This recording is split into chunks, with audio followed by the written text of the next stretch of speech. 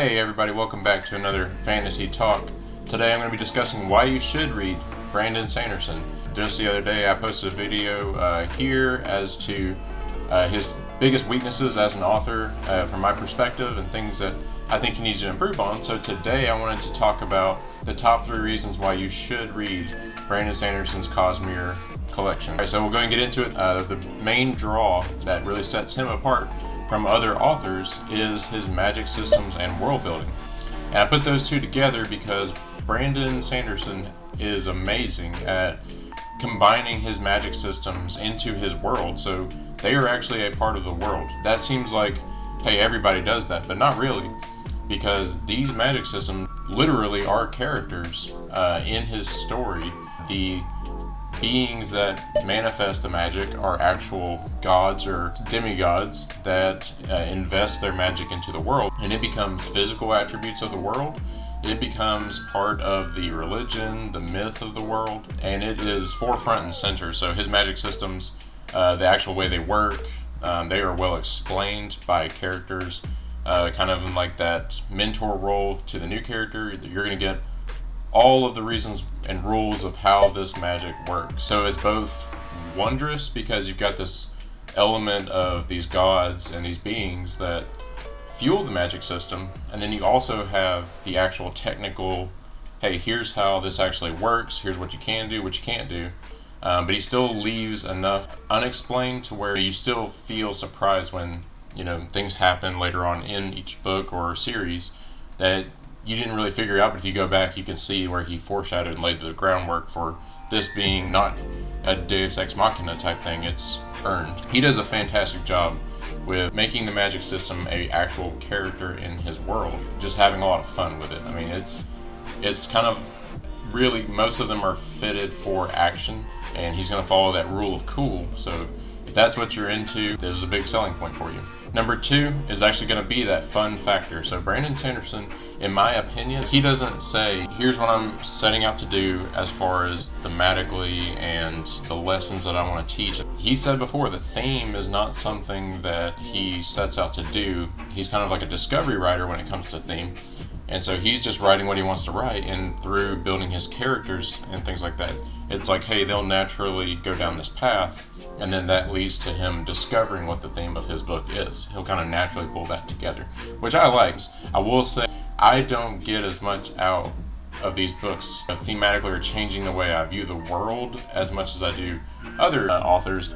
And if that's not as important to you, but overall, that fun factor is the most important. So when he talks about the Stormlight Archive, he wanted to write a novel where these people use really giant swords, and he wanted to come up with a magic system or a reason in a world why he would be able to do that. That's literally what he says. And so you're going to have a lot of awesome elements. You're going to have tons of things that are just really cool to read, but the depth of it isn't as much. And I know a lot of people really value, especially the Stormlight Archive with its portrayal of different kinds of mental illness. So I'm not saying it's not there at all. What I'm saying is that his main priority is to write things that are enjoyable to read, and so that sells itself. Number 3 is his plotting is top notch. He just plots everything out. Like, I just finished Warbreaker, which is a standalone novel. It is so meticulously plotted that, it's foreshadowed well. It's a little predictable, but still, just the things he had to think of in advance, and he outlines this stuff, so he had to think of all of this in advance, have the ending in mind, and then went back and said, okay, how am I going to get there? And it is very well done. There are twists upon twists, some I saw coming and some big ones that I didn't see coming at all, and they literally just blew my mind. Just incredible job with his plotting. And that's in pretty much everything he does. I will say Elantris, his first book is probably the weakest in this aspect, but the first Miststorm book is just incredible. In the entire series, from start to finish, when you look at the plotting he had to do, you're going to get a very, very detailed, well foreshadowed, well executed plot. If you want somebody who knows where they're going and is going to get there and finish and land it, you can't find probably a better author that I've read today.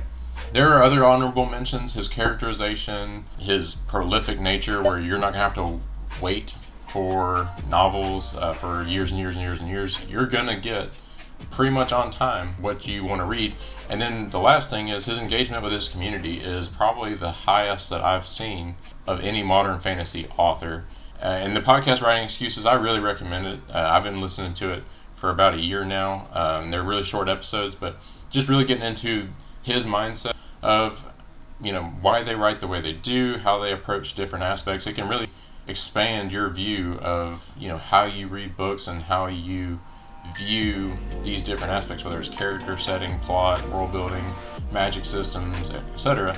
But all those things come together to, I recommend Brandon Sanderson to anybody that I meet who likes fantasy if they've never read him before, because he's just fantastic. So although, like I said, he has those weaknesses that I think he can improve on, he's still one of my top 2 to 3 fantasy authors that I've read. So thank you so much for watching. Please give me a like and a subscribe, and we'll see you next time.